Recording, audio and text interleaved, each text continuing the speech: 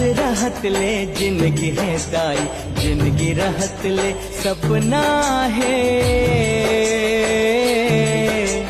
पूरा करे बर सपना हर दिन खपना है, पूरा करे बर सपना हर दिन खपना है।